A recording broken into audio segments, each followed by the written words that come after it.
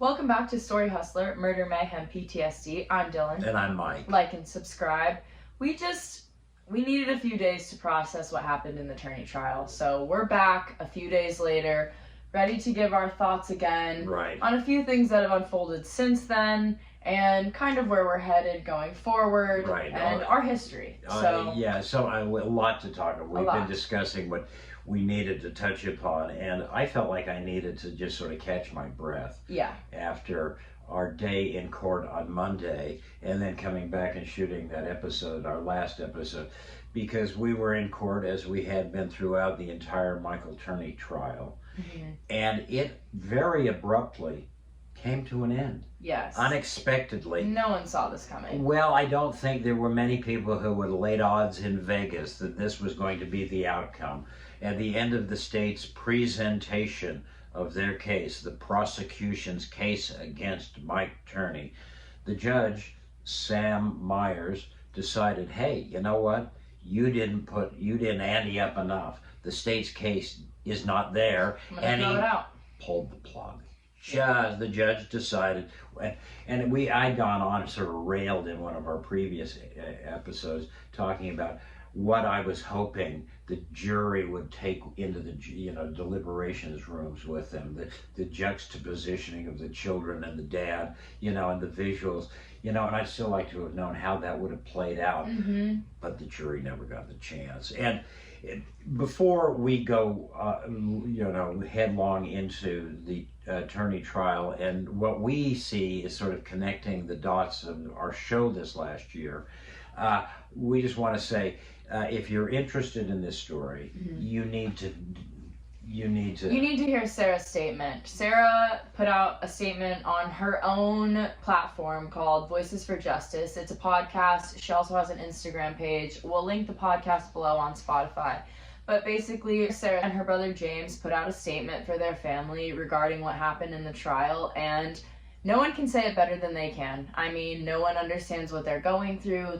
I'm amazed how much they were so eloquent and so revealing. Yes. And also at the same time you can sense them being protective of themselves and their family. As they should be. Totally as they should be. But also they give you, they're gracious enough to sort of share their insights into none of us will ever understand unless we walk in their shoes.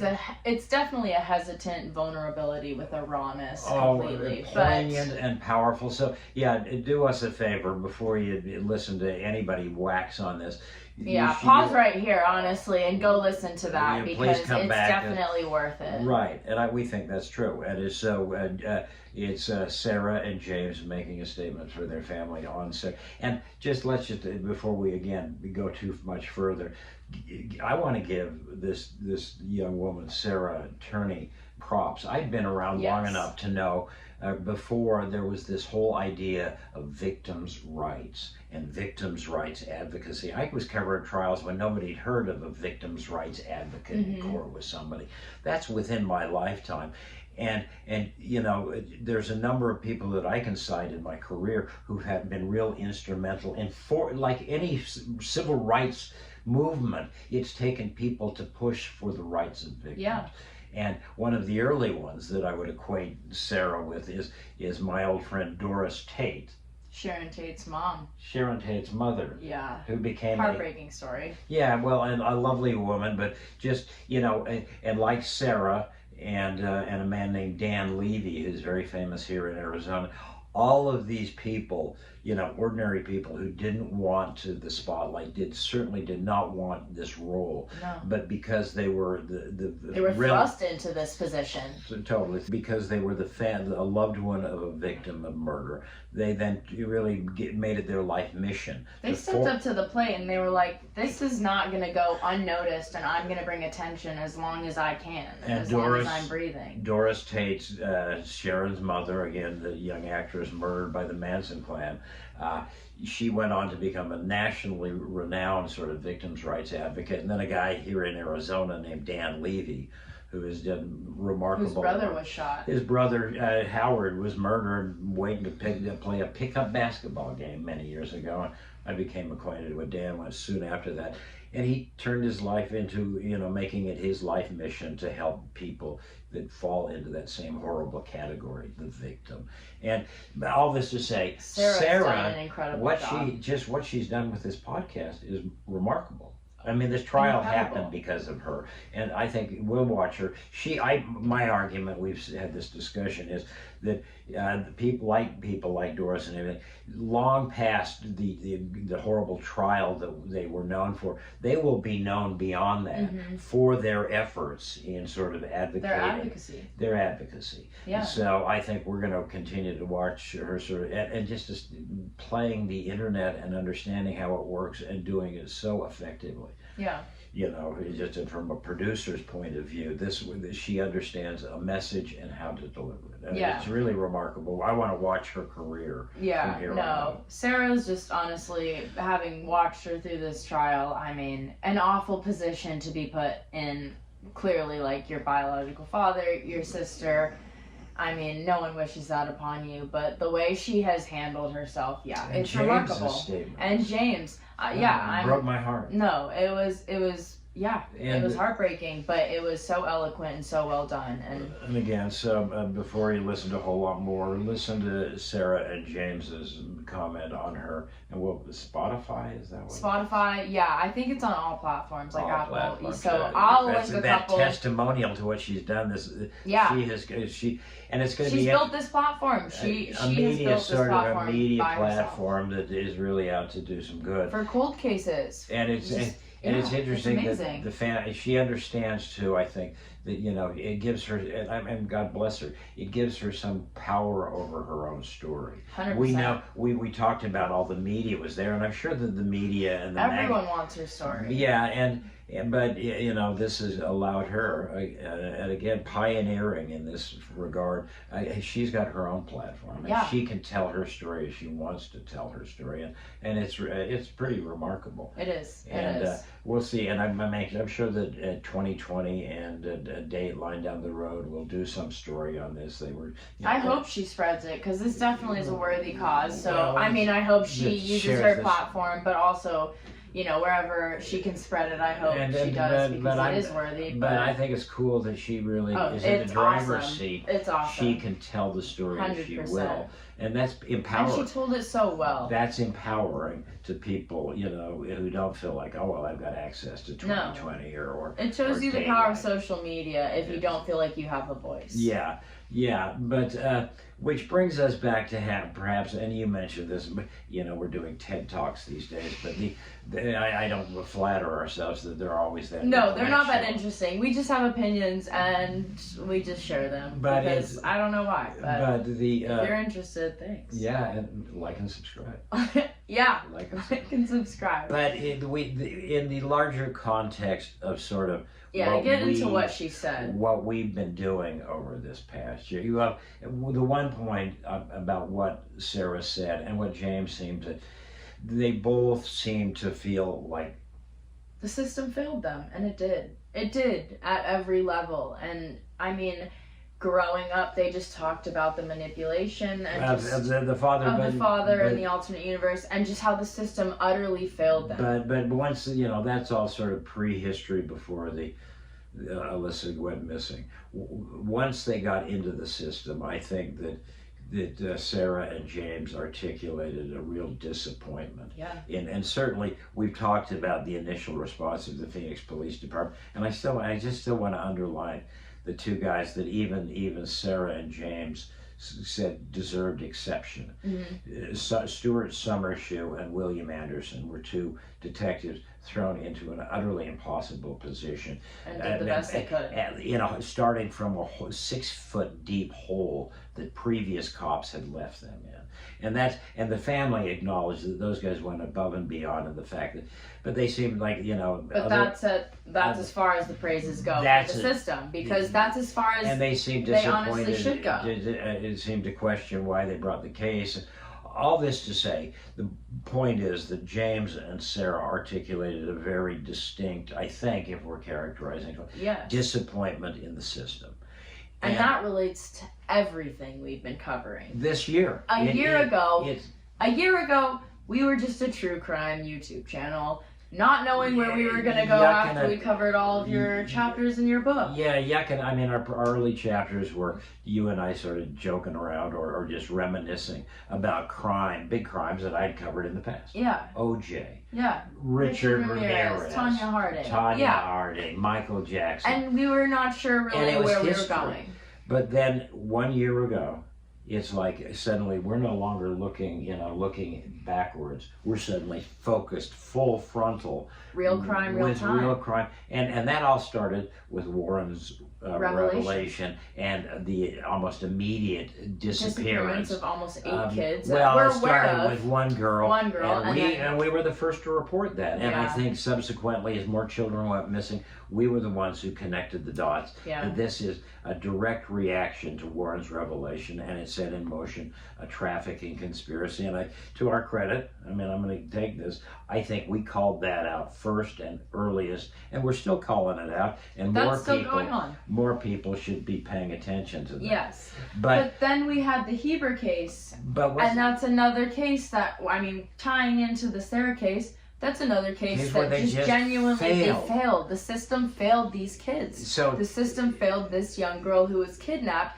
by her uncle. And the bottom line is, I think you and I, looking back when we got sort of pulled into this with that phone call about the first missing child after Warren's revelation, is we have now realized that we're on 3 significant stories in the last year that have consumed so much of our focus, and they all, the common denominator of all 3 of these storylines is missing children and the system failing when it comes to dealing with it. Basically, missing children and a failing system. And all 3 of these stories have that same common denominator. Warren and his revelation and the disappearing FLDS kids. They had a great case with this knucklehead Heber Jess. He kidnapped a girl. They had him in court. They could have sent a message, and they gave him a kiss on the forehead and sent him home. Then we had baby Gabriel, another missing Arizona child. We're clearly, and if anybody's watched the new doc, there's real questions about how law enforcement handled in San Antonio sort of got tunnel vision. And I don't think baby Gabriel's family is very happy about their interaction with the system.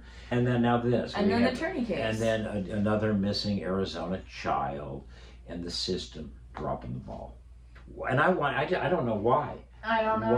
Why is it those 3 stories? And none of us, none of those did we go out and sort of say, let's go cover this. No. People sort of inside the story approached us and said, and we sort of got pulled into it. And maybe for a reason, but suddenly we have just come to the conclusion we're now focusing on 3 significant examples. One of them has multiple children, but 3 significant different stories that all the bottom line is missing kids and the system screwing it up. Why? So I'd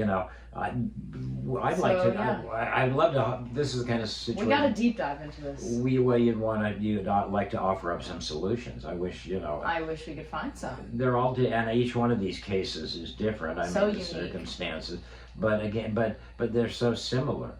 In the largest context of the stories, they're so similar, and it's really sad. But it's really sad. I don't know. It just shows either we have a broken system or we have a system that doesn't care. Well, they say. So which one is it? Right. They say you're judged by how society is judged by how it treats its children. And we're really not doing a great job.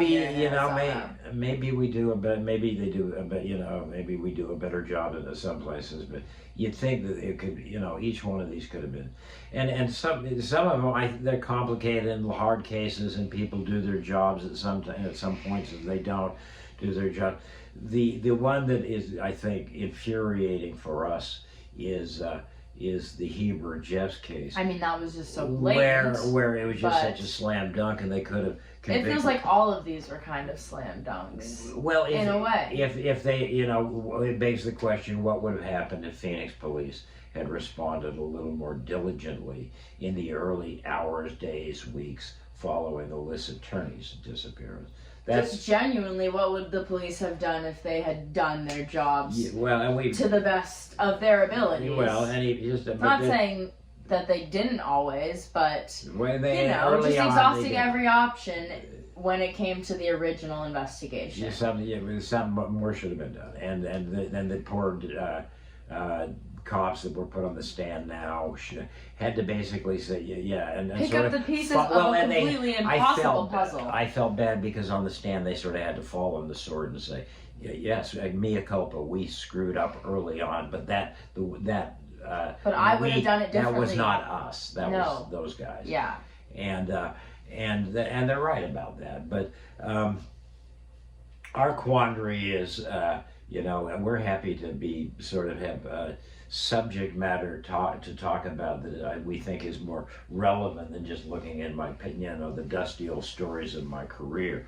But I think hyping you up. Well, whatever. But it's I was happy with retirement. But this. Oh, you were. You're such. Oh. Yes. Well, this man can't sit still. Okay, but so anyhow, I've got a reason now not to sit still, and it troubles me that all of these things involve missing kids, and the system that we as taxpayers are supposed to, it doesn't really seem equipped to handling these cases. No. Doesn't seem equipped. Or just doesn't seem to care. Well, and that, you just wonder. It begs the question, and you have to wonder which one is it, because it's probably both, and some people care, and some people just push papers. But it's again, we rant. Yeah, we're going to continue. Obviously, the FLDS matter with that's Warren ongoing. That seems to me is.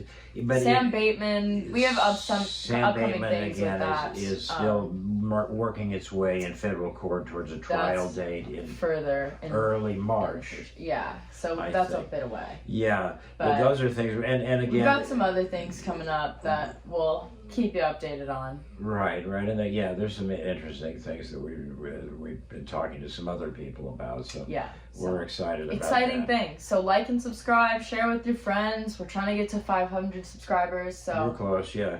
And if you can help us, that'd be everybody awesome. Offer up some ideas. Why is it that when children seem to go missing, the system has such a difficult time in coping with it?